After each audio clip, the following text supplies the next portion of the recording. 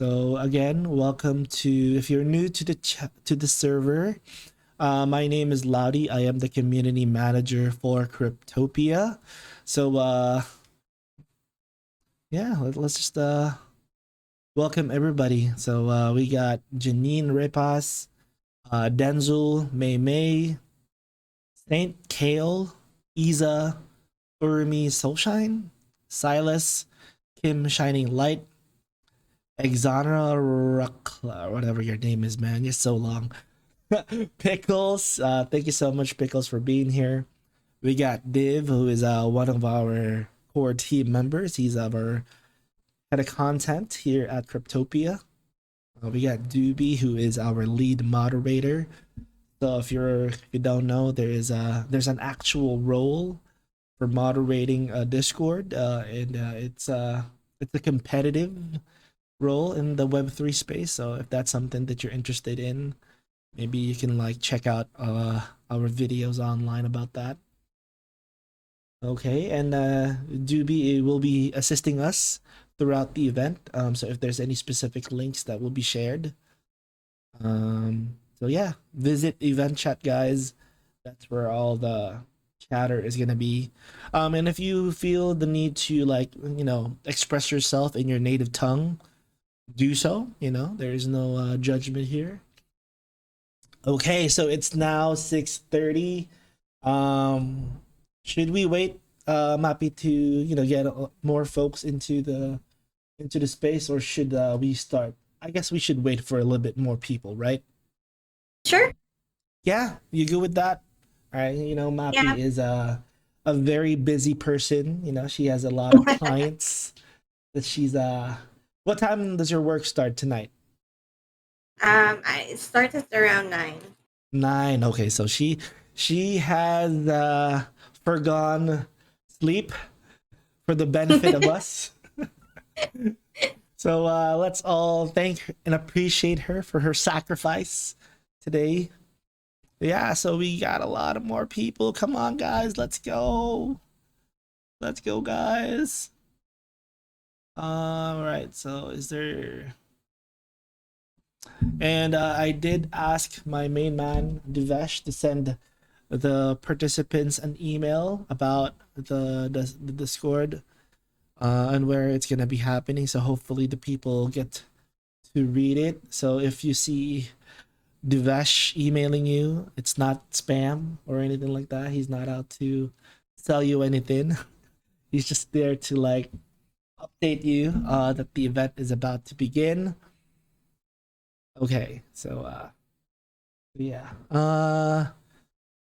Okay. So if you're new to the space, again, this is Cryptopia's Discord server, and basically Cryptopia is a blockchain metaverse game that is in development, and we are going to be free to play, and most importantly, free to earn. So we're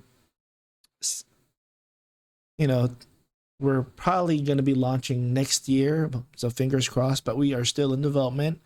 Open beta should be around Q4 of this year, so hopefully that gets started real soon. Our development team is working really hard to get that all settled in.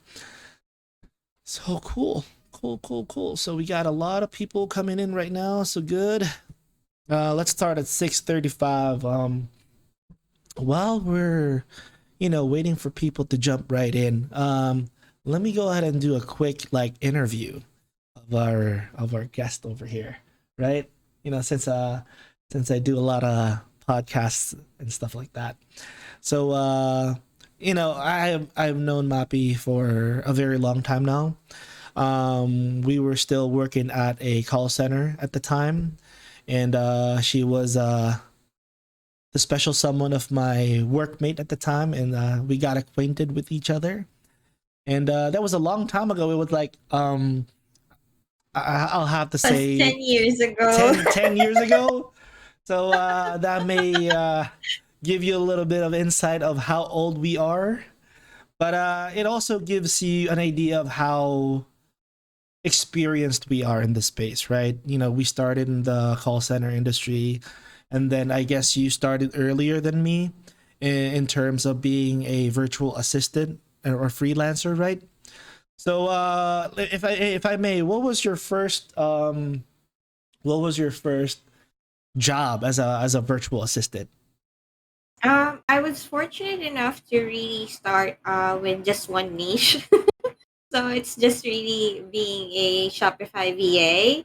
Ooh, And nice. then yeah, and then from there, it span out. It really depends on what you want to pursue, in terms of your skill set, your growth. So I'll be happy to discuss that later. But for sure, the space is super broad, and it's really a space for you if you're someone who is a multi potentialite, meaning you enjoy really having multiple skill sets and not really just focusing on one skill set, and you enjoy really learning and just basically just accepting any task or skills that you want to learn. So That's pretty cool. Yeah. Well, for me, I started in the freelancing, my freelancing career as an email respondent for uh for a bag company.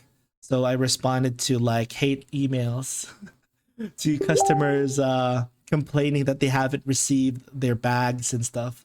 But it was a fun experience, working through Zendesk is that was the tool that we were using at the time. We got a lot of perks because working for a bag company, in order for you to really explain what the bag is for, you're gonna need to have the bag itself. So my client at the time gave me the that expensive camera bag, so I got that I got that for free. So it was that's worth 10,000 pesos. It's a lot of money. Yeah, $4,000, $5,000, I think. Yeah, and it was a cool bag. And after I resigned, after I quit my job for that client, I sold the bag. So it was all good. But the experience there was I got I since I started the call center industry, the basic customer service uh things were there already, right? So I was able to like do rapport and stuff like that through email. And then the client noticed that and eventually promoted me to become like their social media manager. I got to handle their Instagram, their Facebook accounts and stuff like that. So it kind of ventured out from there. So it was a great experience. So I guess we can start at this point. Again, thank you so much for everybody who's new here. This is Cryptopia's Twitter Spaces. Sorry, Cryptopia's Discord, and again, Cryptopia is a free-to-play and earn blockchain metaverse game that is currently in development. And here in our community, we usually sponsor these kinds of events to add value to our community, so that way we incentivize people for hanging out on our Discord. So we here at Cryptopia, we invited Mapi. She is a veteran in the freelancing and virtual assistant space, and so she is here to provide us with a little bit of insight, a little bit of knowledge as to how you can get started in being a virtual assistant or freelancer, especially in the Web3 space. Because as you all know, the Web3 space is kind of booming right now, and there's a lot of projects that are in need of customer service agents, video editors, stuff like that. All these skills that you have can be translated into the Web3 space. So we invited Mappy over here so that way she can firsthand explain to us what we need to know in terms of getting into that space, into that virtual assistant space. So here we go. Mappy, ladies and gentlemen, thank you so much for being here. rewind. I hope you can see me. I've just opened my cam, and let me just oops. I don't know what happened, but I don't think I can share my screen if I'm doing the video. Oh, can So you like let me GB, just can turn you it off. fix that, or you can just turn it off, I guess. There you No, go. guys, I need to turn off the video. but I hope you can see my face right now, just for a little bit. That's So okay. I'll just turn it off so that I can share my screen. Okay. Yep, no problem.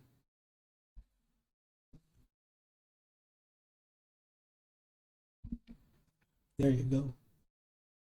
Can everybody see my screen right now? Yep, we can. Right.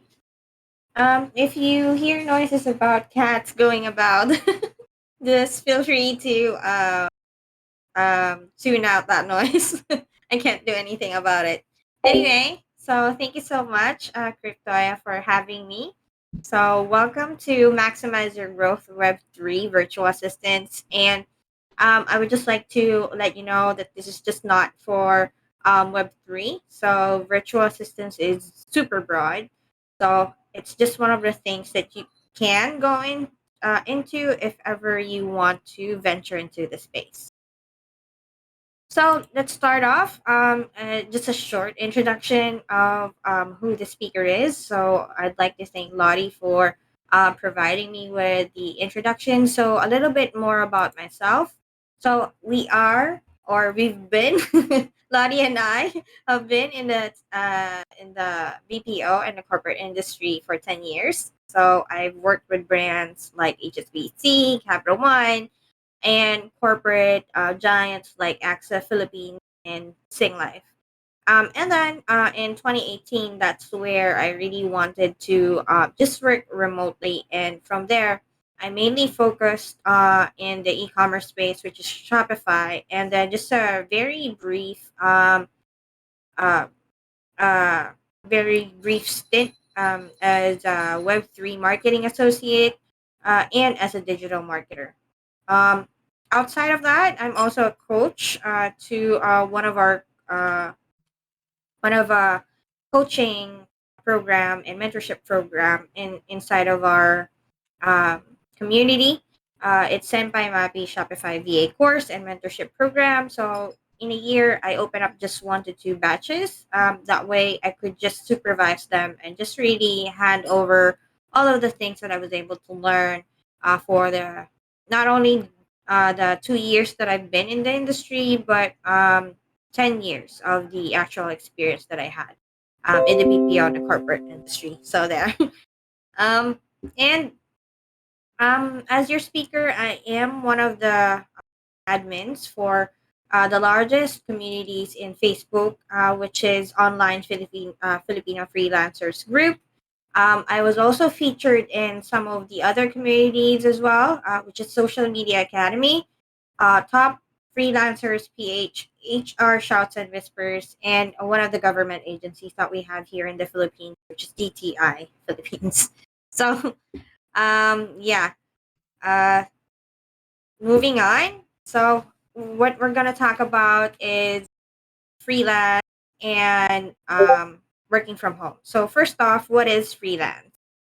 Freelance is when you work on a per project basis and you just don't settle with just one client. Usually, when you are doing freelance, you usually handle more than just one client. You do have uh, 2 to 3 clients at a time. So, just giving you a short introduction of what are the terms that we're going to use. And then next is there any difference from freelance and work from home? Yes, there's definitely a difference because with work from home, you just really work from one specific client on a long term basis. So you have a specific shift, you have a specific days that you're going to work. And this is a little bit different when it comes to freelance because with freelance, you work on your own time, you work on the days that you want to work. So those are the two differences when it comes to freelance and work from home. So I just want to define it for you guys if you're not familiar with the space. So, as someone who has been working for um, 3 years already in this space, I am both. So I do have multiple clients, and at the same time, I do work on a fixed schedule. That way, it doesn't mess up with my sleeping time because most of my clients are usually offshore. So I usually cater to US and Canada clients. If you're going to ask me if there are going to be different schedules, yes. It really depends on the market that you're going to serve, especially where they are in. So if, let's say, for example, you want to serve anyone in the Australia or in the Europe region, you might have a different schedule, which allows you to work during daytime.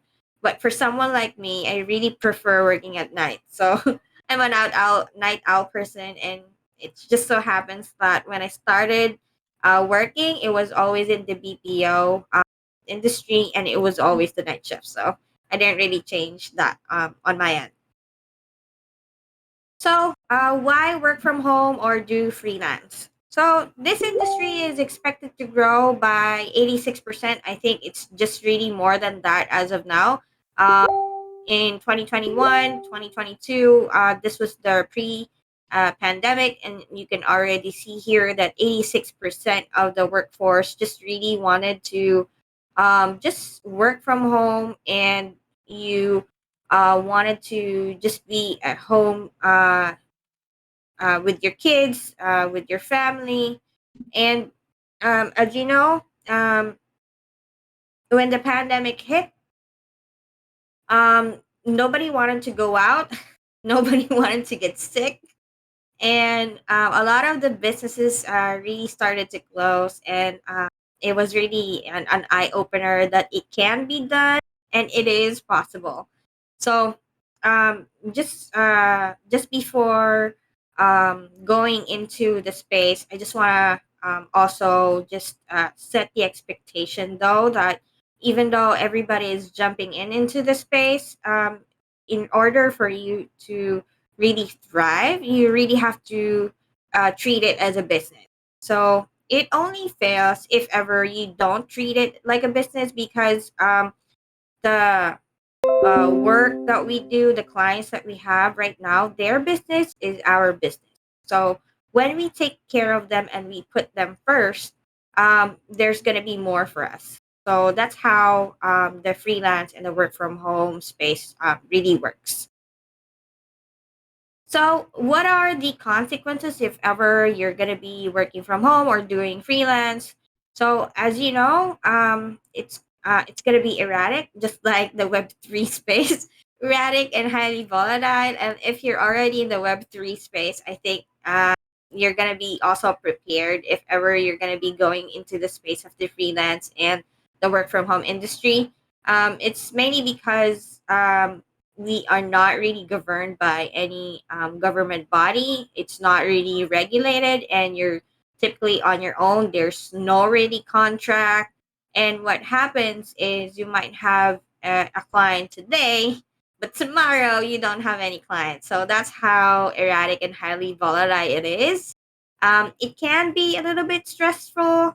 It really depends on your tolerance, because when you are working from home or doing freelance, sometimes we blur the lines in terms of, you know, taking care of your kids, taking care of your family, and then balancing it off with work, especially for the moms out there. Kudos to them. If you have children, you are balancing uh, being a mom, having work, and at the same time taking care of your family and kids. Um, and of course, it can be uncertain, especially if you don't have the experience yet. Um, you don't have a portfolio yet.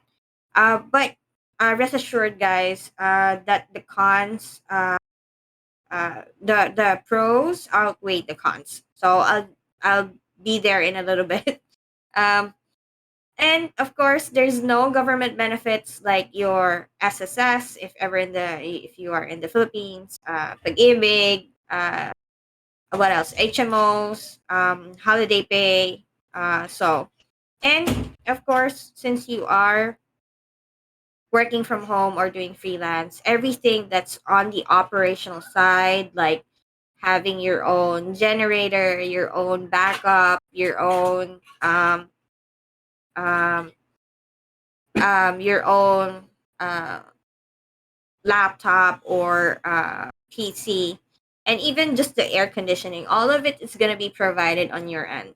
So it sounds like it's a lot of, sounds like you're going to need a lot. But of course, like I mentioned, the pros outweigh the cons. I've been in the space for 3 years already, and it's definitely worth it. So moving on for the pros. For one of the things that I really enjoy when it comes to doing freelance or just working from home, there's no traffic at all. If you are here in the Philippines, oh my God, you being stuck in traffic for like 2 hours just to be on time in the office, just really stressful, right? And being in the sun, being in the line for hours just to get into the public service utility vehicle is just it's a nightmare. It's a nightmare to deal with. On top of that, when you get into work, you're still gonna be, dealing with your office mates or even your managers that don't like you at all or just play politics. On top of that, you're also gonna be pleasing a lot of people that you don't even like. They might require you for a dress code, and of course you're always gonna have to accept whatever shift or schedule or even the rest days that you're gonna be on. So in terms of being in the space, what I really like about it is from the term freelance, you are free to do whatever you want. You do set your own boundaries, you call the shots in terms of what days you're going to work on, what time you're going to work on. And most of the time, you're going to be talking to business owners, startups, and most of the time, they don't have standard operating procedures yet. So you get to really build something along with them, and you build the culture, you build the standard operating procedure, and everybody gets to be happy, especially if you're taking care of their business. And unlike working in an office setting, in a corporate setting, it's being in the space offers a lot of opportunities that's not going to be available if you are working in an office space environment or even in the corporate world, because in this space, it's most of the time you're gonna learn on your own. You don't have to ask permission. You don't have to ask for approval of anything that you want to learn. It's really up to you what you want to learn, what you want to hone, and what you want to be an expert at. So, since you have all the power and you are empowered to make that decision for yourself, you can have more time for yourself. You can have time for your family and friends. And since it is a business, you can be your own boss and have your own rules. I mean, if you're not really enjoying working with someone, you have the option of, just firing that client and just looking for another one. That's how empowering it is when you are in this space. So I hope that gives you a little bit of an insight of what's it like working in the work from home and the freelance space. So let's move on to the next. So since we are already talking about getting into the space, I'm pretty sure you are curious to know what you need to start in this journey. So first off, I want to share with you guys the right mindset when it comes to being in this space. Given that I've provided you the pros and cons, it was because it's going to set you apart from everyone, and also gonna help you last longer. So um, I'll dive into that in a little bit. I'll just also briefly discuss some of the things that are in the slides. So aside from that, you also need to have a sellable skill on the online market. So everything that you need to start in this journey is not tangible, meaning all of it should be innate with you. It's just a skill that you're going to need to sell to your potential market and to those that you're going to service. The only thing that's tangent though is the equipment. You need to have your own conducive working space, quiet space that you're gonna work in, your own laptop, your own wired connection, a headset, and a mic, and of course, a stable internet connection. So the faster it is, the better. That way, you could deliver all of your deliverables or your task at the right time, and you can soon enough impress that client. And of course, when you are going to be working from home or you are going to be doing freelancing, the more payment options that you have, the better. That way, your client that's going to be working with you is not going to have any issues of, figuring out how to pay you. And let's dive right in to the first one, which is having the right mindset. So it's all about having mindsets for success. So, like I mentioned, working from home can be difficult if you do not have the right mindset. So, it's important for you to develop the kind of mindset in order for you to rise above the others and survive. So, like I mentioned, I've been in the industry for 3 years already, and it's really up to you how you're going to manage that, especially you're on your own. Unlike in the office setting, wherein you have your peers with you, you have your managers with you, and you even have your office mates with you. With working from home, it can be an isolating experience, but with having the proper mindset for success, if I can do it, I'm pretty sure you can do it too. So, since we already are in the mindset, one of the things that you can have for success in being in this industry is just really having a growth a mindset. So, it's the belief that you are in control of your own ability and can learn and improve. And, you know, it's already given that you have to have hard work and effort and persistence. But it's also important that you first believe that you can do it and you are in control of your own destiny. Um, like I've mentioned, being in the space is highly volatile and erratic. So it's important for you to just really not stay in just one skill. It's really about being in the trends, being in the know, and just being on top of things, especially in building your business, and at the same time be building someone else's business. So it's all about continuously learning and making sure that you are relevant. So, if you have a fixed mindset, um, it's uh, it's really difficult to be in the space, especially if you feel like you have limited abilities, or you believe that you're not good enough, or that you're never going to change.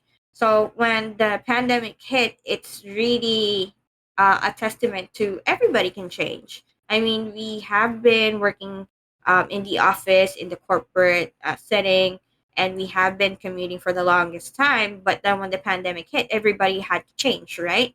So it's the same thing when it comes to the growth mindset. Whenever you encounter any challenges, or whenever you encounter feedback, it's always good to hold on to that thought that it's temporary. And anything that you want to learn, you can always set your mind into it, and you can learn it. I mean, take it from me. I didn't really finish my degree. I'm actually a dropout because as someone in the uh, as someone in the Philippines, we have this culture wherein if you are the eldest, you have to take care of the family. So that's what happened. And To me, it was an opportunity for me to step up and just be in the workforce industry. And from there, I just started to work my way up. So, of course, it's also good if you have an optimistic mindset, because if you have an optimistic mindset, you're going to handle stressful situations better, and it reduces the harmful health effects of stress in your body. So it enables you to view the world and other people and events in the most favorable, positive light possible. Why do I say that? Because in the freelance and the work from home industry, there's going to be a lot of rejections. Even before I was able to get my clients, I think I was able to send out more than 50 applications, and half of that is just people saying no to you. So having an optimistic mindset is just, making sure that you have the eye on the prize and not really letting go of what you want to do in this space. Being in the Web3, you don't need a degree, you don't really need to have a face, and even you can even work as someone who is anonymous. So given that you already have that leverage, you already have that edge with you, you have to be optimistic that somebody out there is going to hire you, and somebody, you just need one person to actually believe in you. And when you already started with just one person who believed in you, then your foot is already in the door, and the ball is going to be rolling in your court, and all you need to do is just hone that and take care of that, and it's all going to be smooth sailing from there. So, um, all of these mindset is backed up at science, and the more that you are optimistic in life, the more that you're going to attract a better outlook, a better health, and stronger immune system, and even earn a higher income and have more successful relationship. If you can notice, the more negative people, the more negative you are, the more negative that you're going to attract in life and even in relationship. But if you are optimistic, a lot of opportunities are just gonna come to you. I mean, um, let me just give you an example. Like for this speaking engagement, it was Lottie who sent me a message to ask me if I could speak with you guys. So that's how it works. If you are negative, then most likely what's gonna happen to you is negative, right? So you want to be more optimistic when it comes to life, and more opportunities and more doors are gonna open for you guys. And lastly, abundance mindset. So I know that coming off from the pandemic, um, you're gonna think that, oh, it's already saturated. Oh, everybody is working from home. Everybody is doing freelancing. I don't have any experience at all. It's gonna be difficult.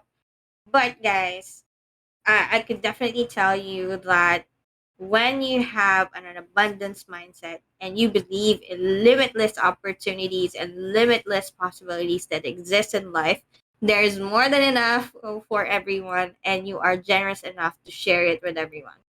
Anytime that I'm being asked to be a speaker, I'm also always going to be saying yes. And I'm not going to be, sharing that scarcity mindset, because there's more than enough for everyone.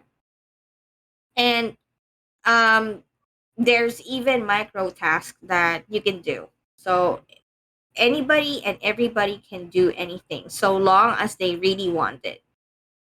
So long as if there's a way, there's a will. Because if let's say for example you're telling me all of these excuses, then most likely you're just gonna get excuses for you to get hired. So just there's more than enough opportunity for everyone. You just need to know how to look and where to start. Right. So let me just share this quote with you guys. I don't know if you're religious or not, but in the Bible when Jesus went up the hill and he was asked by one of the disciples how they are going to feed the people. So Jesus said that um, you can just share the 5 loaves and 2 fishes, and they were able to really feed everyone off that hill. So again, it only starts with one person. For me personally, what happened is that I just joined one Facebook group. I read from that Facebook group. I it was just shared to me by one person, and now I'm speaking to all of you guys. So I'm speaking to a lot of people about this opportunity. So I'm still, replicating what happened, and just really sharing this mindset to everyone that wants to hear it.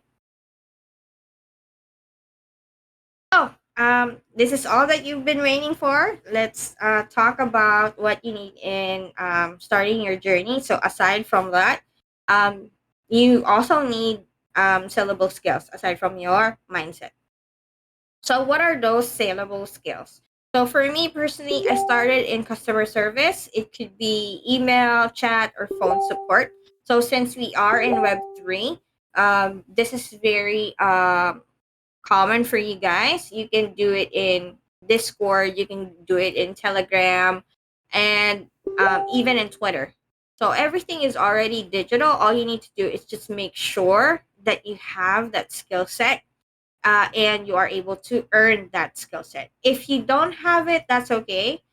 Everybody can learn it when you visit free websites that offer um, free courses on that. We have Udemy, you have LinkedIn.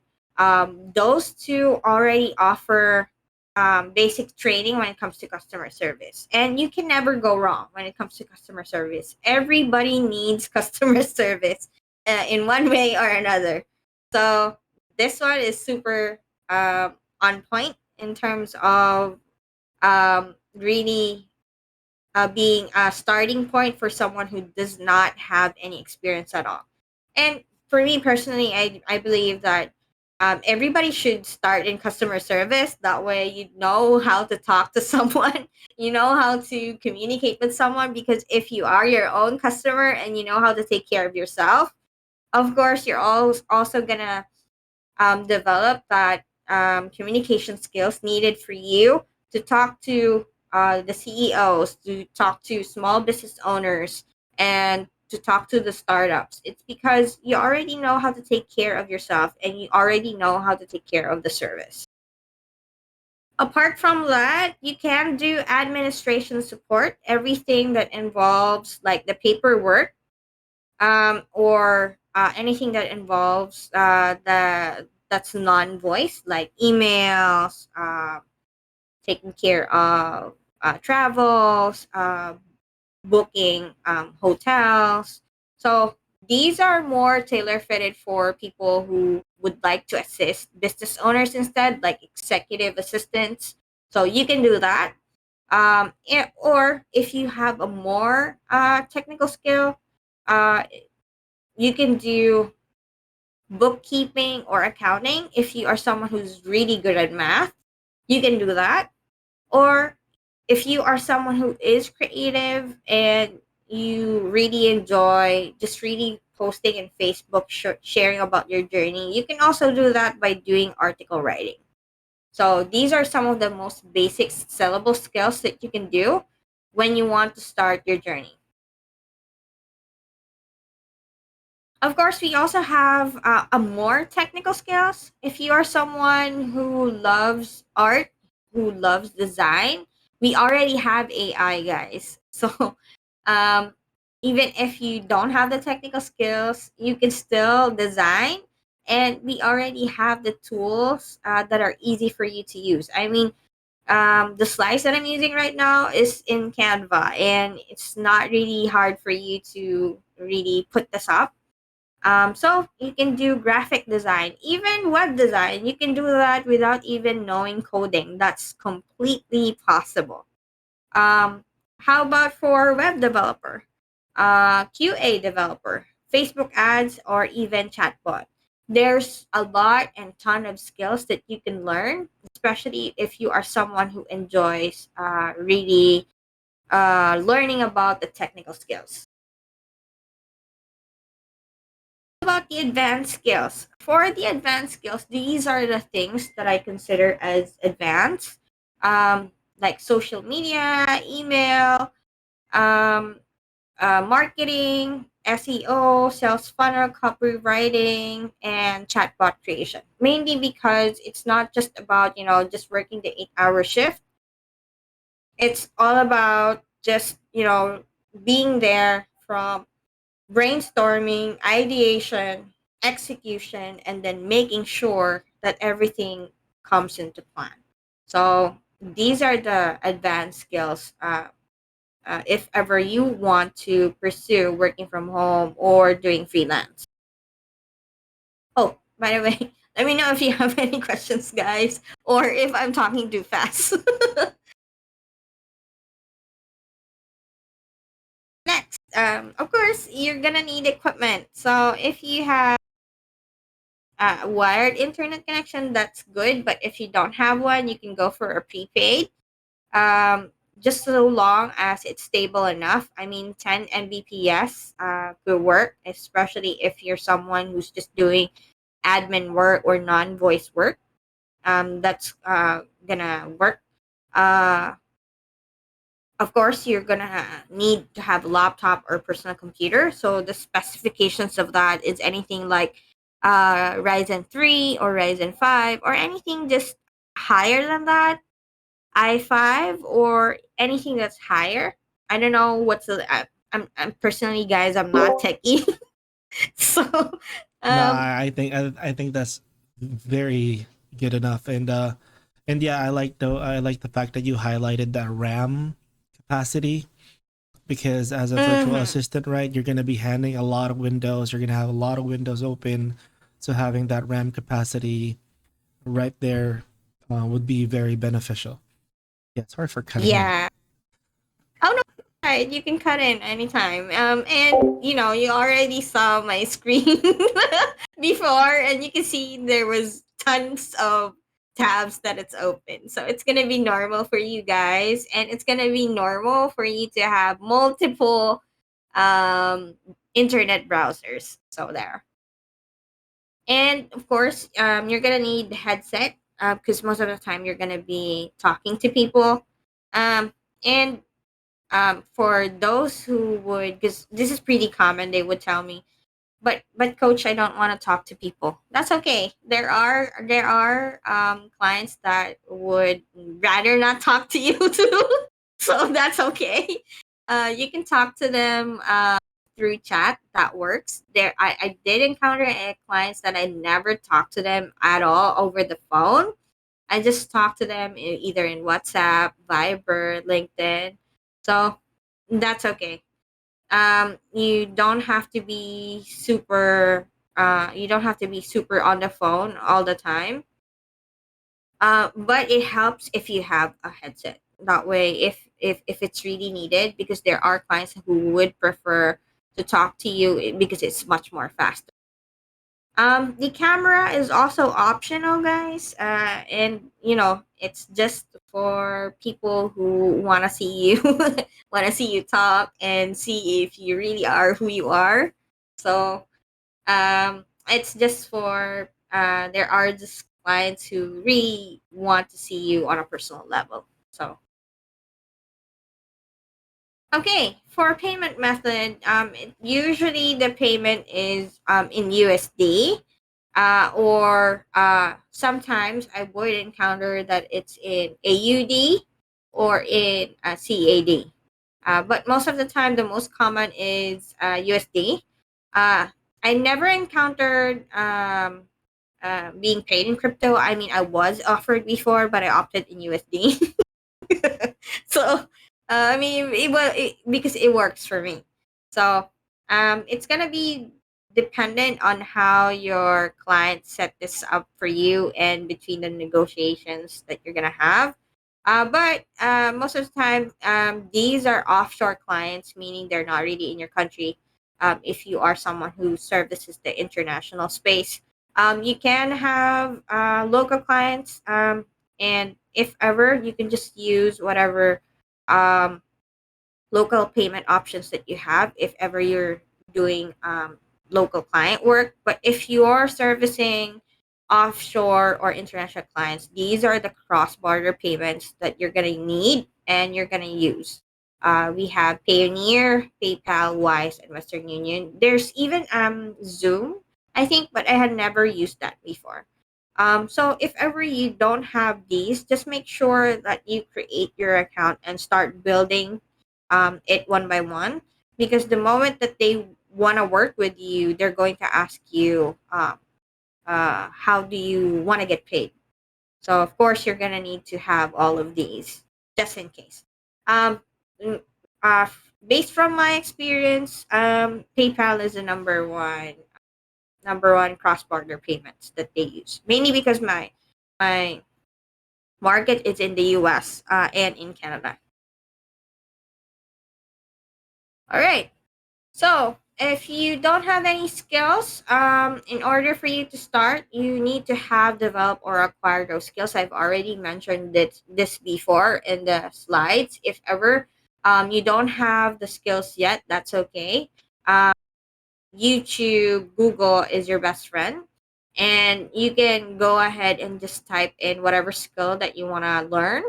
And you just have to try it for yourself and then go ahead and get those certificates. You're also going to need your resume in order for you to put all of the experience, portfolio, and the skills that you want to have. And of course, if you're already applying, you already have the bullet points number one and two. You need to have a cover letter. If you are applying for an agency, for virtual assistants, sometimes they would ask you for a video application or an introductory video. Um, just make sure that you follow whatever format that they provide you, because sometimes agencies would provide you with instructions on how the video application would look like, or how they would like to have the video. Just make sure to follow the instructions.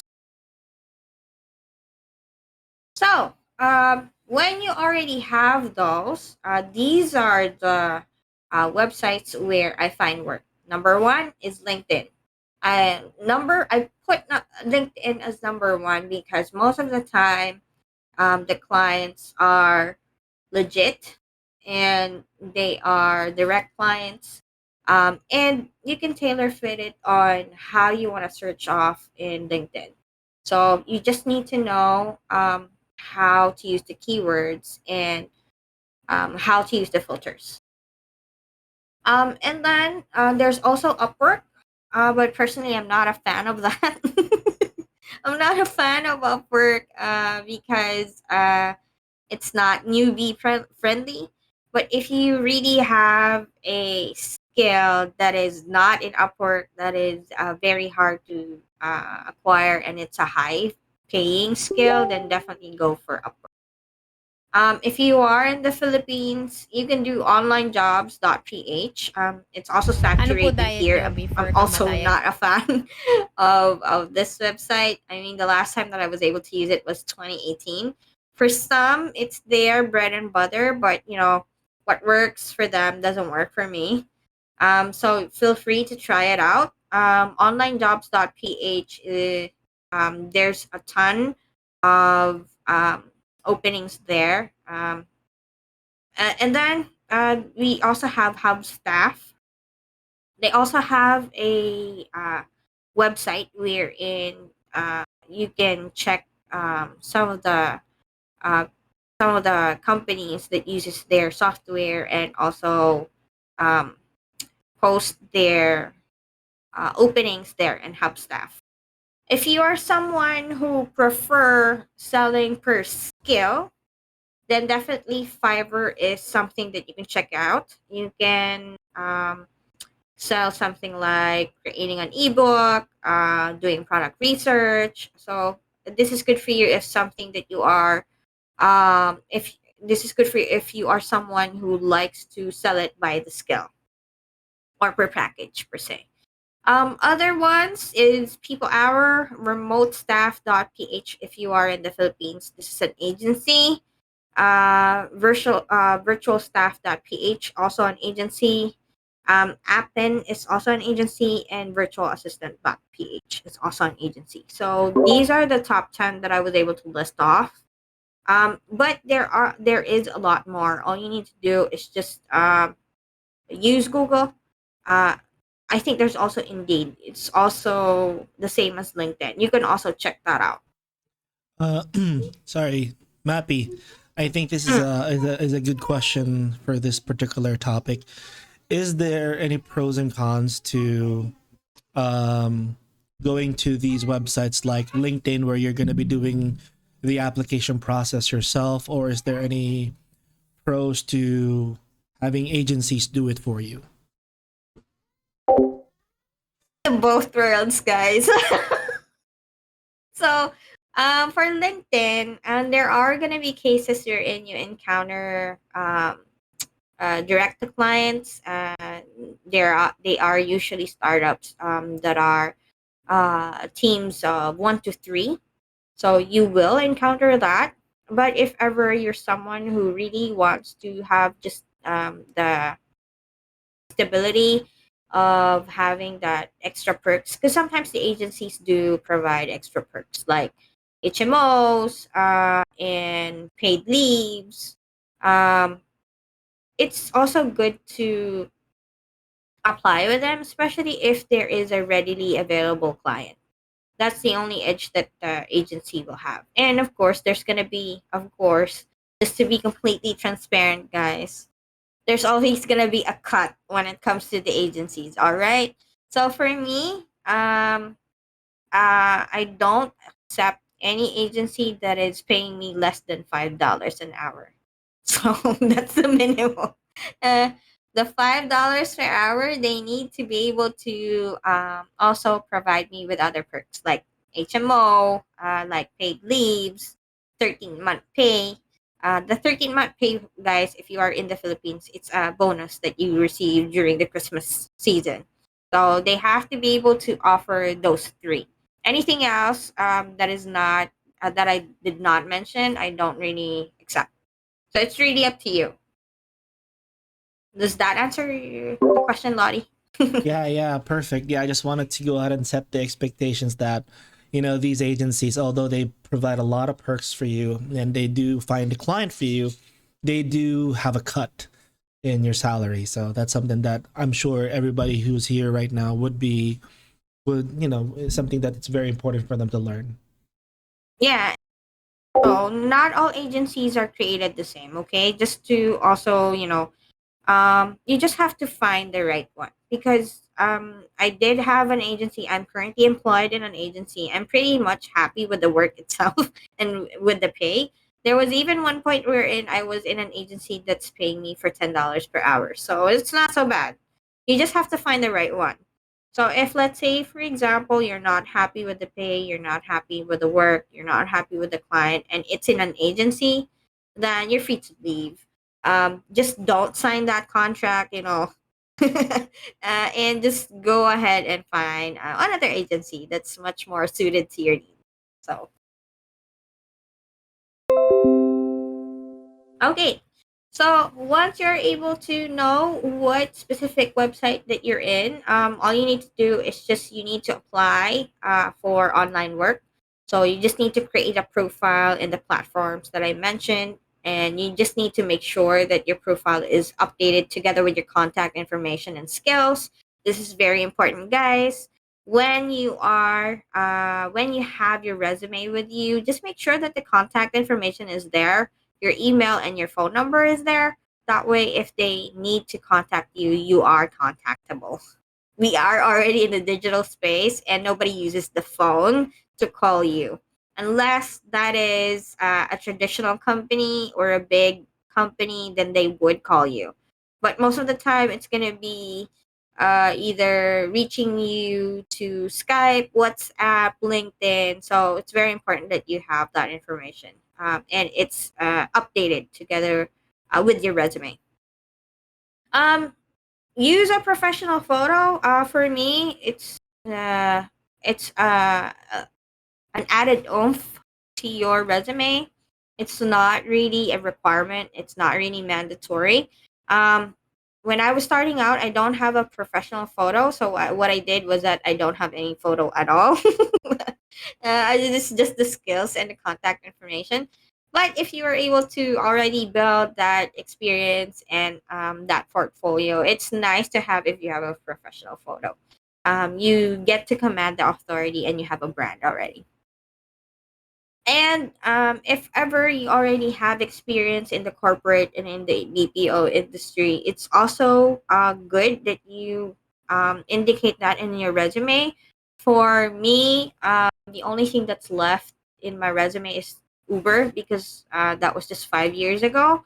Um, this is another tip that I have for you guys. When you're creating your resume, don't include experience that is more than 10 years old, okay? Just make sure that the experience that you are including is just within the 5 year period. So I still have the VPO and I still have the corporate experience in my resume. It's because um, I'm still keeping that in my resume because it's still relevant to what I do. And of course, if that specific experience is really something that made you step up to the plate and it has a name, then definitely just include it in your resume. Okay. I touched the rates very briefly. So, since we are in the international space, um, I'm just gonna put it out there. There's no really perfect model for the rates, okay? Especially where you are. Um, it's really depending on your lifestyle, your currency, the country that you're in. And since we are going to be working from home or doing freelance, you are really empowered to set your own rates. You do you in terms of the rates. If you are unsure, if you are being lowballed, or if it's not something that's worth your time, or if you are unsure of what really to charge for that specific skill, you can ask the budget of the client and see if you can work halfway if it's something that is too low for you, uh, and see if it fit your needs. Everybody has different needs. Otherwise, if you're still unsure, just check the market. You can just go into Upwork or in any of the Facebook groups or even in Fiverr. You can definitely check the rates there and then compare how much is the actual market rate right now. So there. And before I proceed, do you have any questions for me before I proceed? Because we're gonna do the. Of course, we are in. Hmm, go ahead. Okay, so we have a few questions coming from the audience. The first one is, do you use your social media to promote your services, or you just apply directly to the client or company? Okay. So, For some, they do use their social media presence. So some do Instagram, some do LinkedIn, and some do create their own Facebook pages. And this is funny, guys, that I'm gonna share. I'm a digital marketer, but I don't have any online presence. It's because I have to be true to myself. Even if I'm a digital marketer and I do marketing for a living, I don't want to market myself. It's because I'm really low key, guys, and I really want to, I enjoy my peace. Excuse me, I enjoy my peace. So, um, as much as someone, I mean, I don't enjoy really posting a lot in social media. Maybe before, but not right now. So it's really up to you. For those who prefer clients coming on to them, then that business model is for you. You really have to show up. You really have to show your portfolio. You really have to add value in any of the platforms that I've mentioned. But if you are someone like me, who's an introvert, prefers the peace, and just really low key, I just leverage on my resume, my portfolio, and then just apply to the openings. So I hope I was able to answer that question. You really did. So good job. Yeah, let's move forward. I'll go ahead and ask the questions later on. Sure. Right. Since we are in the Web3 space, in the freelance and the work from home space, I'm sure that you already guys know that a lot of scammers and fraudy people out there. So this one is for you. Just so you know, you really protect yourself and you already know what to do if in case you encounter this, or if you are unsure if you want to work with someone in the space. Okay, so the general tips. If the offer is too good to be true, it's probably not true. So, in order for you to protect yourself, if let's say, for example, the offer is too good to be true, just ask for a 50% down payment. That way, you're already paid for half of the work, and you're not gonna be providing service, uh, and then you're not gonna be paid. So it's something that you have to watch out for. Another thing is that if they ask you for a deposit, or if they ask you to buy a software or equipment that's needed for you to work or in order for you to be hired. So that's definitely a red flag. If ever they ask you this, then feel free to drop that off. Sometimes they would ask you to use your personal account like Facebook, Upwork, and even PayPal. Don't ever, ever, ever, ever allow your personal accounts to be used. Never share or even create an account for them. So it's gonna be a problem for you if ever the account gets reported, and you're gonna end up not being paid at all, and you might end up having debts. Do you have any And like sorry, let me interrupt you right there. Do you have any experiences where one of these happened to you? uh, yeah, all of three.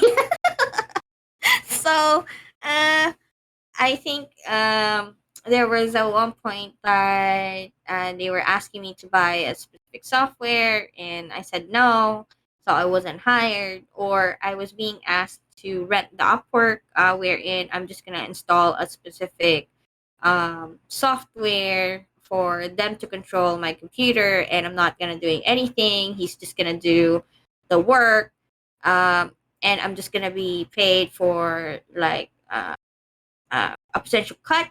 So I said no. So there. It's true.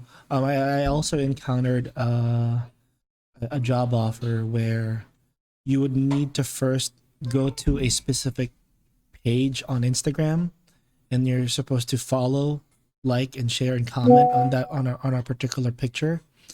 So Oh yeah, I have that yeah, too.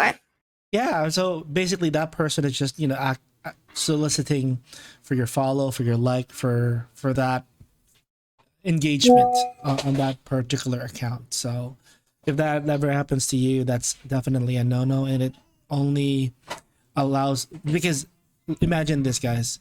You're gonna be providing your resume, and usually on your resume it includes your first name, I mean your complete name. I mean your birthday, your phone numbers, and stuff like that, right?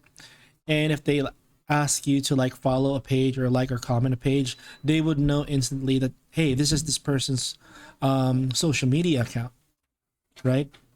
So that would kind of give them access, the so just to provide, not to scare you, just to give you an idea of what's to come if ever. Sorry for interrupting. You can go ahead and interrupt anytime. What else? They will also ask you a lot of sensitive information, like you've already mentioned birthday and your address. I don't provide these in my resume, and sometimes they would ask you for an ID. I would provide them with the ID, but usually it's the secondary ID that we have here in the Philippines.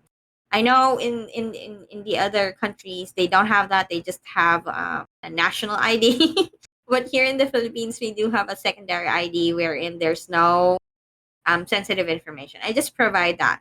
That way, because there have been cases wherein you would submit the form, you would submit the resume, and the resume contains your birthday, your address, your real name, and then you're gonna be surprised. Oh, I have debts with this specific bank, and you don't know how they were able to use that information. So just make sure that you also protect yourself.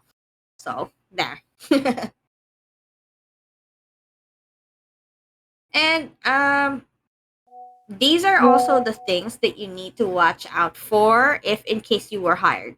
So the payday is too long. So there are cases wherein they would pay you in a month's time. I mean, um, that works for some, but for me, I try to negotiate to having uh, being paid bi-weekly or every 2 weeks at least. If that is not workable, I usually ask for a 50% down payment. And then after that, I'm going to charge by the end of the month. That way I just know and I make sure that it's legitimate. I also ask you to watch out for commission based earnings because if they tell you that you're only going to be paid based on your commission, it's going to be difficult. Like, what if you don't reach a certain number of sales or you don't meet a certain number of quota? So you would have been paid for nothing. And also you're also gonna need to know how are the commissions gonna be um validated or computed, right? So for me, if you are starting out and you're not in sales, just stay away from commission based pay. There's also gonna be a lot of um training or trials that they would tell you that are not paid. There are legitimate clients that ask for this kind of arrangement. Sometimes they are legitimate, but just be sure to be smart about it. If they ask you to like create a certain page, just do the half of it, not full of it. That way, they're not getting free work from you. It's freelance, not free work. Okay. All right. Any questions before I proceed to the resume type? I mean, the tips about resume. Oh my gosh.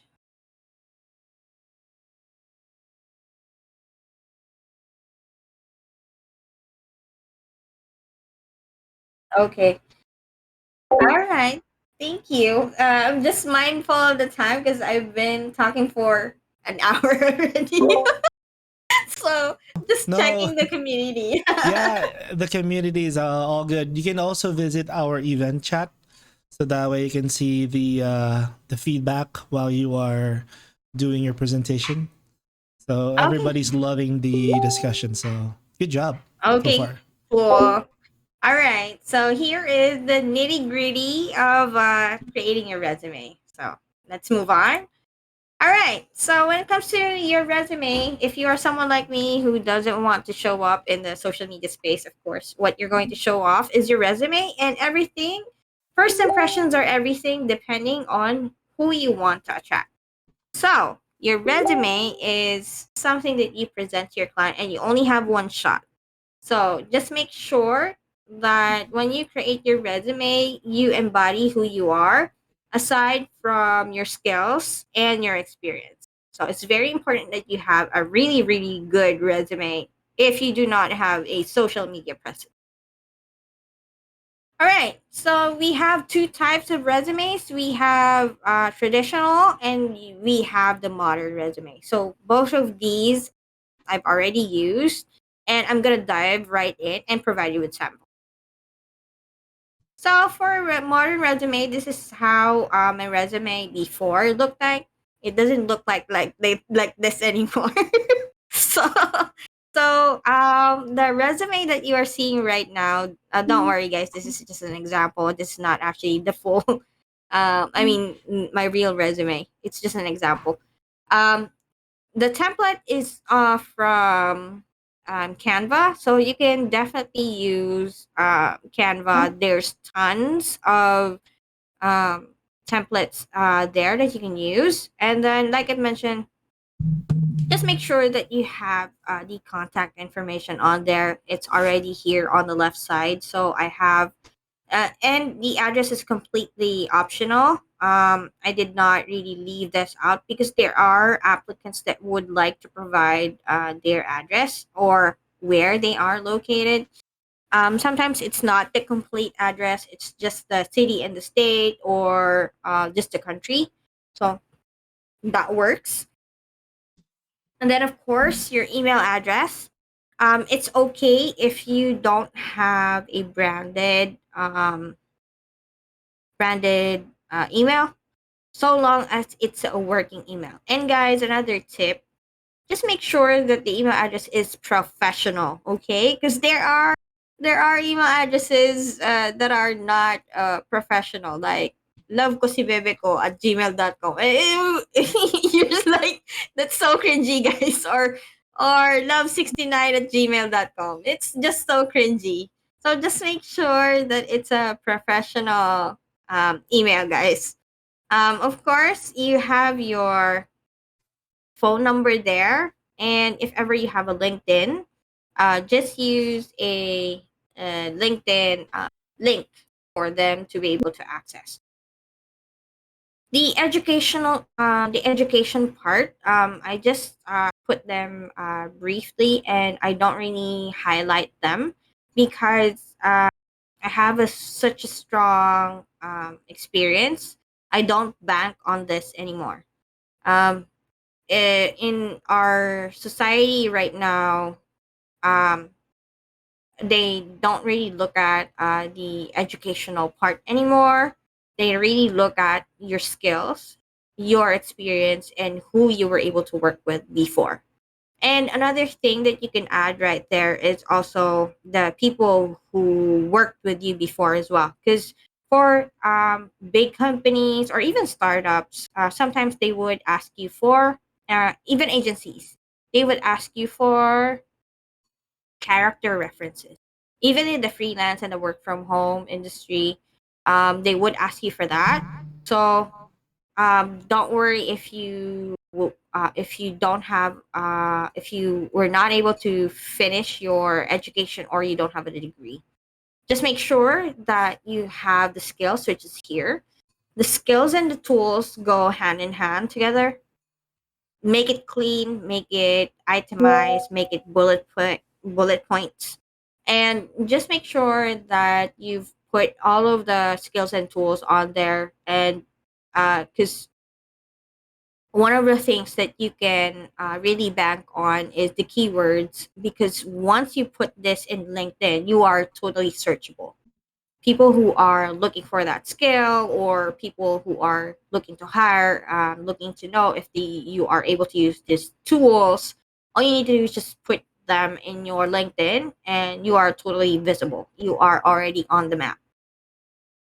And of course, your work experience. Um, and for someone like me and Lottie, who have been working for more than 10 years already, just make sure that you've put all of the experience in just 2 pages.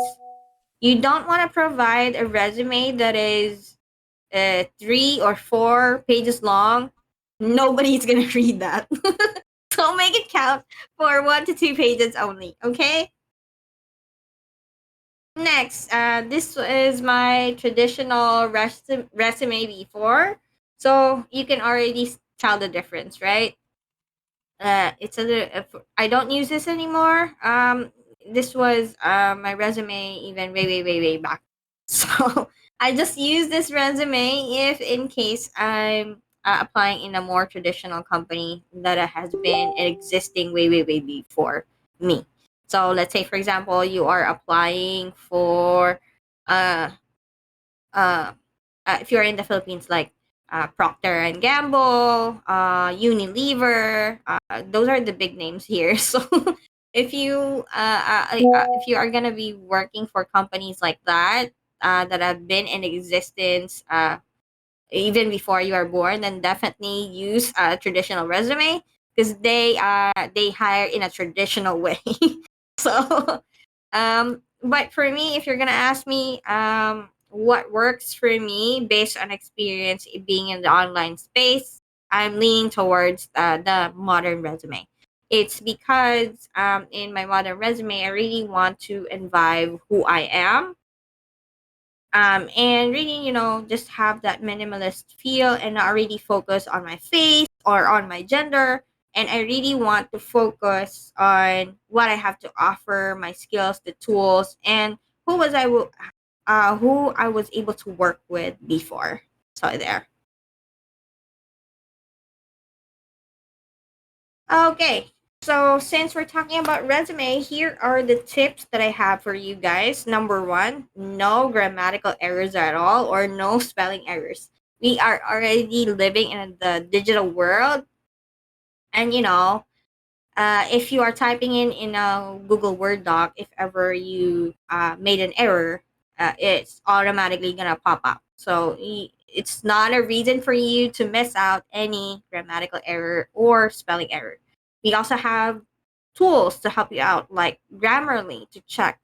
There are even websites for you to plug all of that information that you need for resume, like resume.io. You can use that. So please, no grammatical errors at all or spelling errors. Because if, let's say, for example, you do, it's not gonna look good. So there. I've already mentioned this before.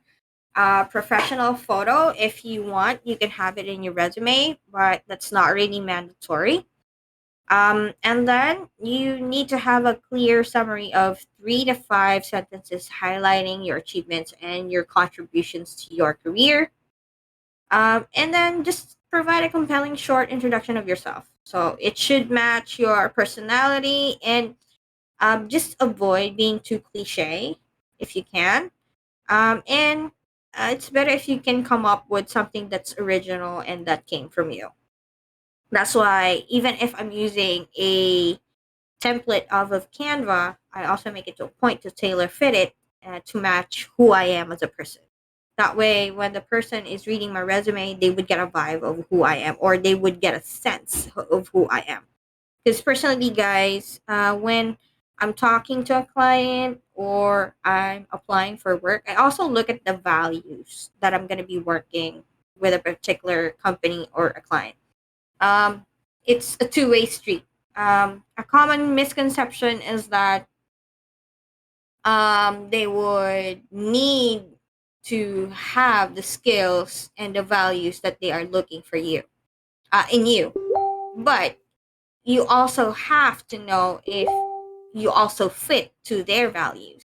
So it's really important for me that not only do they see what they're looking for in me, but I also need to recognize that I match the values that they have as a company that they offer. That way, it's more harmonious that way. And you can look at the partnership or the working relationship in a long term basis. So, there. Okay. So, but what about if you don't have any work experience at all? So if you don't have any work experience at all, so it is recommended that you have your education first, followed by your employment, or it, if you don't have any employment, you can work for free for a certain amount of time, and then you can ask for a testimonial, or you can ask for that client that you worked with before. Uh, for a character reference. That way they could validate that you did work for them. So that's a workaround. Just make sure that if you are working for free, you're not going to be working for more than 3 months. So just make sure that it's gonna be worth it. And like I mentioned, if you have a lot of experience, present it first, because the experience is always what the recruiters are or the clients are looking for. They're gonna look at who you worked with before and what you were able to contribute to their company. And then, if it's long, just have a detailed, brief explanation on your employment. And don't forget the dates, the duration of the employment. It doesn't have to be the exact day of when you were hired and where you left, but just make sure that you have the months on there. They could clearly see how many months you've been working with them, and don't make it like a journal, guys. Leave something to talk about in the interview, because if you're going to list everything that you did for this company, it's going to be long. Just make it short, make it brief. All of the text sizes should be proportioned and correctly sized. Same goes for the positioning of every entry. It should be clear, clean, and readable, because nobody wants to read a resume that is so blurred. Some If you are going to be applying for an agency or a recruiter, a lot of these people are reading resumes, and if you are giving them a hard time to read your resume, I'm pretty sure they're gonna pass up on your resume. They're not gonna read, and they're just gonna proceed to the next person. So it's very important that all the text sizes are correctly sized. Usually, the recommended size is 12 to 14. So that's the recommended size. And there are resumes that aside from the white and black, gray. So some would like to have a color scheme of your resume. Just make sure that you use light colors. Nothing that's too uh, stringent to the eyes, like red, like orange, or even if you really like that color, just make sure that it's muted, or it's not gonna look tacky in your resume. It just looks professional. And mentioned before, a valid and working phone number and an email that's connected to your phone. Your email should look professional. And if ever you have portfolio or a short video, you can also include that as well. So if there are do's in your resume, there's also don'ts in your resume. So don't provide any fake information. So don't go for that fake it till you make it. It doesn't work that way. It doesn't work that way. So the more genuine you are, the better. You properly set the expectation, and they're more willing to trust you. I've mentioned this before: no grammatical errors or wrong spelling. And personally, I don't put birthday or even my religion in my resume. It doesn't really, add value for me. It doesn't add value to your resume. Um, if ever you have irrelevant experience that is not needed for the position that you're applying to, it's better for you to just remove that from your resume. The reason that I'm telling you this is because if you are in an interview and they suddenly notice that specific irrelevant experience, they're just going to focus on that irrelevant experience. And you want to focus on the things that you can do right now, and the things that you are focusing right now, or even the things that you are going to. So if you are putting irrelevant experience that you're not going to be pursuing anymore, then just better for you to remove that completely. The same thing for skills that you don't like. So if, let's say, for example, you've already learned a lot of skills already that you can put in your resume, you can just remove the skills that you don't want anymore. That way, uh, people that are looking for that skills are not going to find you and not going to bother you. Okay. Next is cover letters. This is something that is good to have. Personally, I don't use this anymore. It's mainly because I just use the resume and my experience, my portfolio, those three things. But if you're someone who's starting out, it's a good to have. It's some agencies or even clients look at it as it's essential, especially who are looking into your ability to communicate. So yeah, so you can have cover letters and just make sure that when you have cover letters, uh, the content is what counts. So you have to make sure that the cover letter is enough of an impression in the 30 seconds that the reader would like to learn more about you and what you can add to the company. And also, you can use the help of AI. Just make sure that to tailor fit it and make it short. You don't want to have a cover letter that's too long and it's it's too texty. So most of the time that these business owners, CEOs, or startups, they don't want to really spend so much time reading off your cover letter. They want to know you more. So um, just have them. It's a good to have. So there. So, just like the resume, here are my tips for cover letters. Again, no grammatical errors or spelling errors. You can use Grammarly.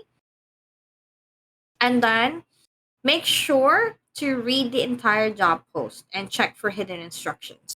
There are cases wherein you're applying for a specific job and they would ask you to put uh, a hidden word into the cover letter. Example, put purple or put blue in the cover letter. So just make sure that you watch out for those. That way, the recruiter knows that you've actually read the entire job post. It's also nice to know if you do a little research about the company that you are applying for and you put that in the cover letter. That way, it gets the attention of the recruiter and it tells them that you actually researched about the company. And don't ever send generic cover letters. They will find that out. When I was hiring for someone, I was able to recognize right off the bat, this was a template from this coach. So, just make sure that you tailor fit it. Next, brief introduction as well. Keep it short and sweet. An example of my brief introduction, if you ever visit my LinkedIn, is that, hi, call me Mappy because it sounds cool and it sounds shorter. So that's my brief introduction. And then if they want to know more, they would have to click the three dots. So that's where I get the buy-in. So again, it's keep it short and sweet, and at the same time, it should be able to spark the curiosity and interest in you enough for them to click that three buttons for them to read all about you. And then offer a solution to their problem. So, if let's say, for example, you don't know your skills, you don't know what to offer, just find the solution to their problem. Sometimes most of these recruiters or CEOs or business owners, they're just looking for someone who would really help them in their business.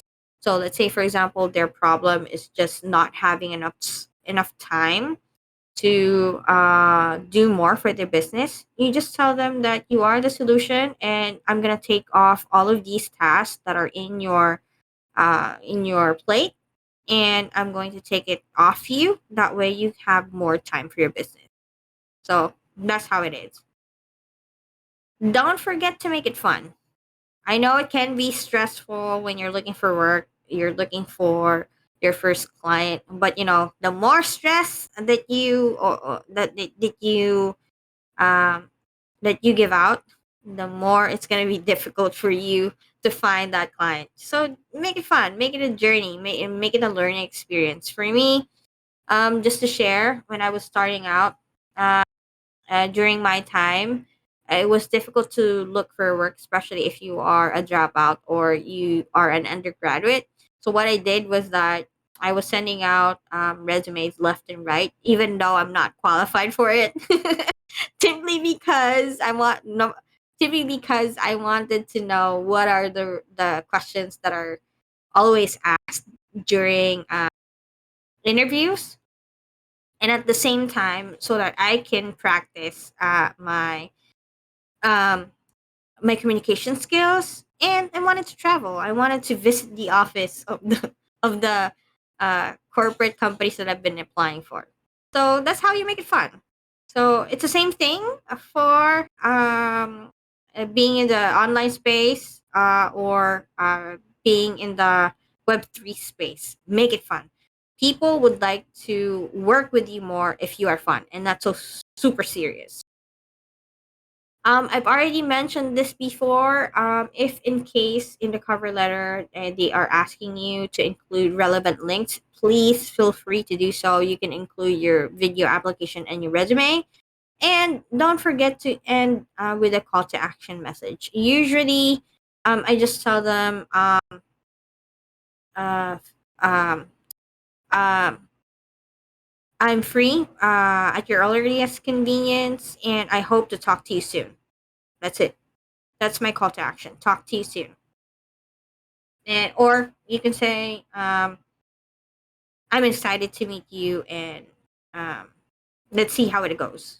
Or I'm excited to be able to talk to you soon. So there. Those are the options that you can use as a call to action to your cover letters. All right. So for cover letters, here are some of my suggestions for the headline, because the headline is super crucial. So you can start with these if you don't have any ideas on how to start your cover letter. You can say a compliment. So if ever you saw a particular company that is being advertised in Facebook, you can say your company Facebook ads reach me totally engaging. Or you can ask questions. Is this the project name? Just insert the company name that you're going to be applying for. Intended for geeks like me. So, or you can just refer to the job description. So you can say your job description totally sounds like me. So there.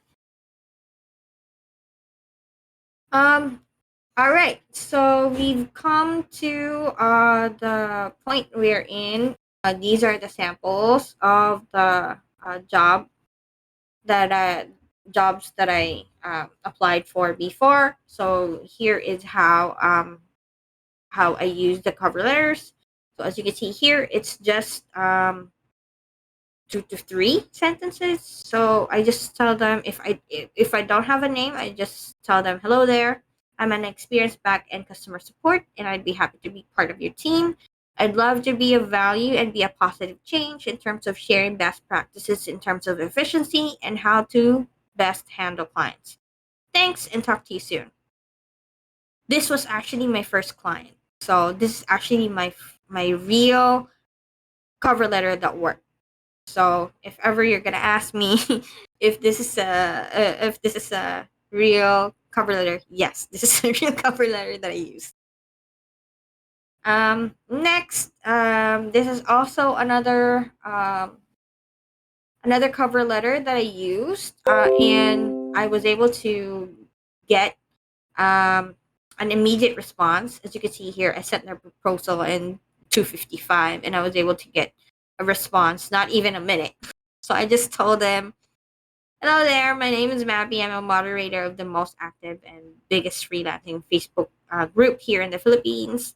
I'd love to work with you with a self love group. I can moderate, engage the audience, write articles, and schedule content.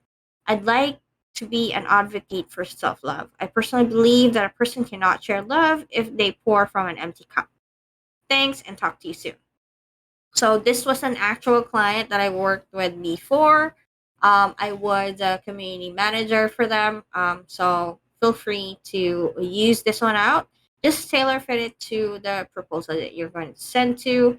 And just for if you notice, I uh, told them that I'd love to be a self advocate for love. It was because this client is a coach, so he was a coach for self love. So that way, I just tailor fit it and made sure that the cover letter contained, you know, the interest or the service that he was offering. This was a direct client inside Upwork. What else? These are actually other samples. If ever you have a community, it's also nice for you to see the other best practices that they actually do, not just from me but from other people as well, because if you are learning from other people, you can take bits and pieces and make it your own. So I hope that you are seeing my screen and able to read um, what she said right here. So I just had to snap it because the suggestion that she had for the cover letter, it was just so good. So I had to include it here in the presentation. So, okay. So here is another sample of a cover letter. It was just so simple, wherein I just introduced myself and then I just told them that I'd love to help them out, and then right off the bat, the portfolio. So again, let the portfolio or your resume speak for yourself, and then next thing you know, they're gonna talk to you. That's just how simple it is. I think I've already covered this. Don'ts on your cover letter. Yeah. So one thing to add is just make it sincere and also avoid generic words like hardworking, easy to learn, or fast learner. So those are generic words. Just make sure to rephrase it. Chat GPT will be able to help you out with this one. Just make sure to use Chat GPT if ever you have difficulty rephrasing it. So, tips on applying for online work. So just make sure that you read and follow instructions on a job post. You may be asked to take tests. This is completely normal. They would just need to know if you are fully capable and you are able to do the tasks that are asked of you. You may be asked to record a short video introduction or a video introduction. That's okay. Just make sure to practice. And you can do a generic video introduction if you're happy with the video introduction. I do have that, like 1 to 3. Even for resumes, I keep like for me, I keep like 3 to 7 resumes. It's because I tailor fit the resume as well. If let's say, for example, I'm applying for a specific position, and I feel like there are certain experiences that I need to include, then I keep other versions of the resume as well. And of course, this is something that is um, this is something that's expected of you. Be mindful of the time when you are scheduled for an interview. Make sure you show up 10 minutes before the scheduled time. Um, n- don't be like go there. And again, just watch out for those asking for free work in the form of tests. Just make sure that you're smart enough not to provide them the whole work itself. And I think, yeah, we've reached the end. I think that was a full 1 hour productive talk. Do you have any questions for me, guys? Yes, thank you so much, Mappy, for the very thorough presentation. of how you can get started with freelancing and being a virtual assistant and all that good stuff. Thank you so much for that. Okay, so I do have a bunch of questions that I've gathered throughout the event. So this is a question here. Hmm. Sure. Turning on my S- video now. So you okay, can see me. let's get on camera so that way. Okay, so one of the questions here is since you have multiple clients, I'm assuming, how do Yeah. you manage working with them? Do you outsource some of your tasks? Hot take. Oh, all right. Okay. To answer your question, yes, I do outsource some of it, especially for clients that have been working with me for like 3 months. I mean, 3 years. There Mm. have been clients that have been working with them for 3 years already. And given that they have been with them for 3 years already, you mastered already the task. You're not gonna be growing, diba? So if you're not really growing anymore, then it's time for you to pursue other clients that would supplement the growth that you're actually looking for. And here's the catch, guys. I say this because they are aware. I know. Yes, they're aware. They are aware. I just tell them that I have a backup. Okay, so that way, they know that they are in good hands and they're not. They don't feel like Nakakamera ka. it compromise. Sorry. You're not on mute. Anyway, going back, you're not. They don't feel like the quality of the work is being compromised. That's how I handle it. So there. And I don't recommend having multiple clients if, let's say, for example, you have a problem of managing your time. I mean, why are you going to go for multiple clients if you have a problem managing just one client? Don't go, don't go getting more clients if you can't handle just one. So make sure that you test out first. Test out one client first, master it.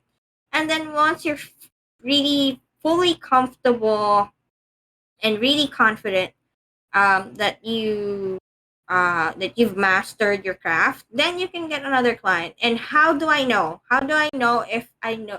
How do I know if I can take on more clients? If I can already confidently teach the task that I have with so much detail, then I know I'm ready. But if you can't really teach it with so much detail, then why are you outsourcing? Don't do that. So yeah. So that's my answer.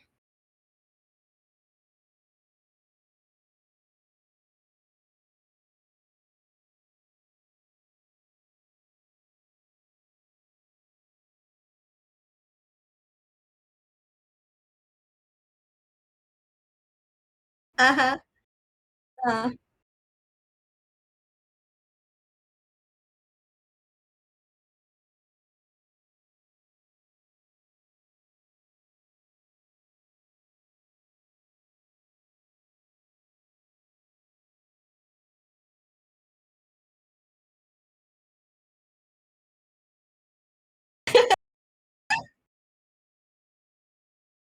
uh-huh.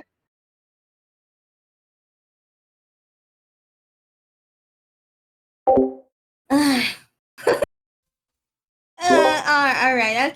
I'll try to keep it short and drama free. Okay.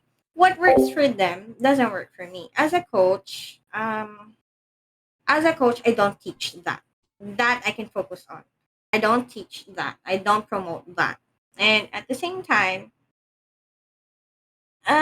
personally, I don't do that because it's very difficult that you lie during the interview, and then when you are on the production, you're gonna have problems on executing it. So it's gonna be more of a stress for you. So you play stupid games, you win stupid games. so of course, if you already know that it's not a good advice from another coach, why would you follow that? So If it worked for their students, fine. Results is results. But for me, is it gonna make me sleep at night knowing that I duped a client of telling them, "Oh, I can do this," but then on the production, I can't do it. So no, it's not. It's not a reflection of me. It's not a reflection of my values. So there. Y- Yes, that's true. And to be honest with you, clients do speak with each other, you know? Mm-hmm. So if you do good on a particular task, hey, Laudi did an amazing job with this video, did an amazing job with this website. He was able to create this cohort and stuff like that. Word of mouth will spread. And these clients, they go through what do you call they go through what do you call that? The James Wedmore thing? They go through. Liz. Well, you don't know who James Wedmore is? Oh, that's okay. They go through these tutorials. They do coachings as well with other more premium coaches, right? In order for them to, so they mingle amongst themselves is what I'm trying to say. Okay, so they talked amongst each other. So if they're gonna ask, do you know someone who is good with this? Yes, I know some. I could refer you to this person. I can refer you to Mapi. She did an amazing job with this particular task, and I think she could do work wonders for your business too. So things like that. So if you do an amazing job, it will spread. I had a similar experience where I worked for this specific for the specific company. I did an amazing job with the cohort that that particular client initiated, and then through word of mouth, that client of mine recommended me to lead another cohort for that other client. So it led to many opportunities in my life right now that I can really say I'm very blessed and fortunate because I never really imagined that I'd be like that. So yeah. So again, don't lie to your clients. Be honest with them. Let them know what you're capable of and what your limitations are, and they'll be very happy to work with what you are able to offer them, you know. And if they're willing to teach you something, let's say for example, I'm sure Mappy, you've experienced this where they really like your attitude, your work ethic, and they want to increase your skills, right? They're gonna ask you to go through this training or tutorial sessions, and they'll actually pay for that, so that way you can go through it. And then at that point, you know, you'll just be adding to your skills at that point. So yeah, Correct. um, absolutely. So that's that. The fake it till you make it strategy. All right. It doesn't. I am not saying it's not. I'm not saying it's not gonna 100% not work, but it's not recommended. Mm-hmm. Okay. So there's another question You're on here. mute. Oh yeah, there's another Mm-hmm. question here about. Okay, so how does the concept of Web3 impact career opportunities for virtual assistants? I think Web you're on. Okay. three. Yeah. Impact the um virtual opportunities is actually it paved the way for more uh, job opportunities because um, it was always going to be well known. I mean, it was already years already that we know that Upwork exists, and then we have social media managers, we have sales rep, we have customer service. But with Web3, it's a different ball game because when it comes to Web3, you are being asked to have multiple skills. And sometimes you don't even need to have multiple skills. You just need to know the actual space itself. When you already know the actual space, like you know how to buy the terminologies. I mean, personally, I've been in this space with just one client for 7 months, and it was really difficult for me. I mean, I was a beginner, and even if I was a beginner, I'm not really someone who's have a lot of crypto traffic in their app. I was able to create campaigns And you just have to ask yourself, um, is it the space that you really want for yourself? You have to be intentional, because working from home, doing freelancing is just really an intentional game. It's super broad, and you just have to know which path you want to take. So there. All right, cool. Thank you so much.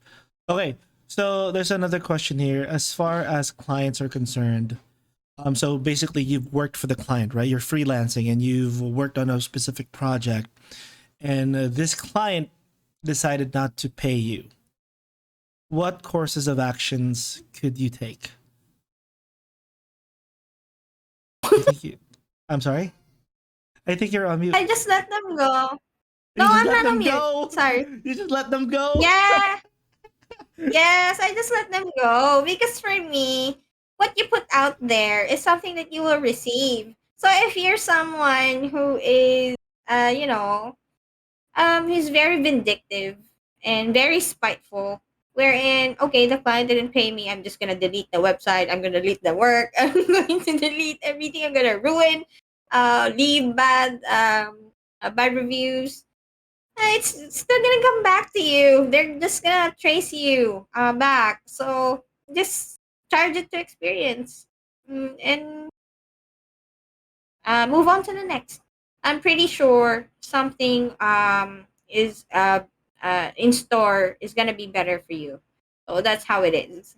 All right. So you heard it from Mappy herself. All right. So if you give something and you don't receive anything, you move on. You move on Mm-hmm. from them. Okay. All Yes, right. All right. a Thank you lot, so. because I've read a lot. There was even one who know the phone number and then called an emergency emergency. I think they called the 911 on the client's behalf. I Oh mean, wow. because yeah, because they're going to be charged. I mean, I'm just telling you this, so but I don't know what you're going to do with that information. But if you're going to ask me, I just let them go. You just let them go. And don't do anything. Yeah. All right. Thank you so much. Okay, guys. Do you have any more questions for Mappy before we let her go? Again, this has been an amazing, amazing discussion. I'm sure our listeners have learned so much from you, Mappy, and we are very honored. We are ever so grateful for you sharing all of these with us. One final question before we do let you go, though. Um, what is the highest paying job that you have right now, and how much is the rate? So that way we can inspire everybody here.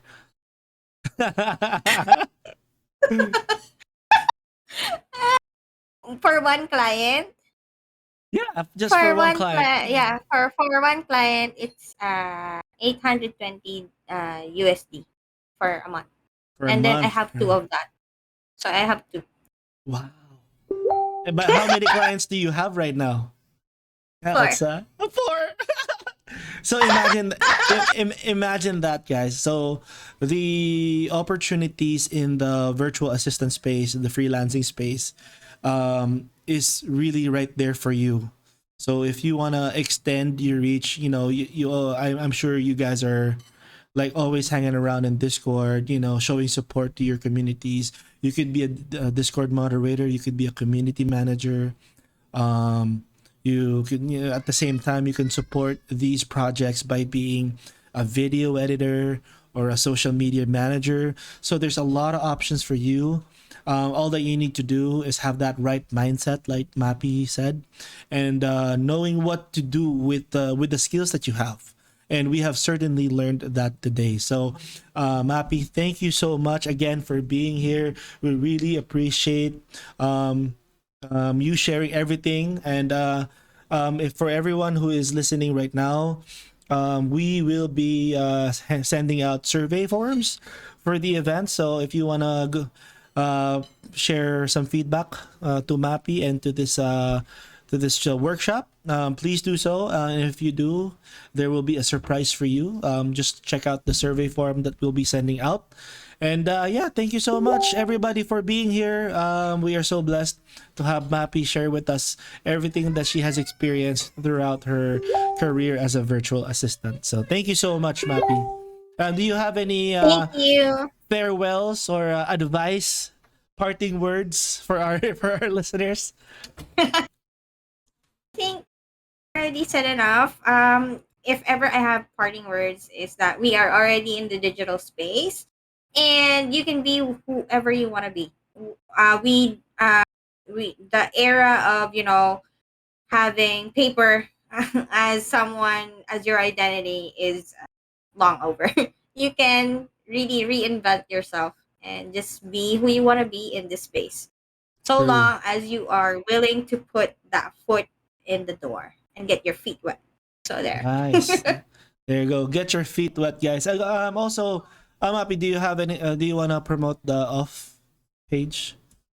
Yes. If ever you want, well, I'm not really so much active right now. I'm really, I'm really focused on myself. But if ever you want to have a community to start your freelancing or work from home journey, you can join us at online Filipino freelancers group. Just a side note, guys, it's only for Filipinos though. So I'm not so sure for our international audience. But feel free to check with Lottie. I think he also has a community. So there. Let's see each other in that community instead. For sure. Okay, well, that is pretty much it. Again, thank you so much for hanging out on Cryptopia's Discord, learning about freelancing and being a virtual assistant. Thank you so much, Mapi, and everyone. Thank you so much for spending some time with us, and see you in Cryptopia. Thank you so much, everybody. Thank you and good night. Bye Good bye. night, guys. Peace out. Peace out. Mic drop. What have you. All right.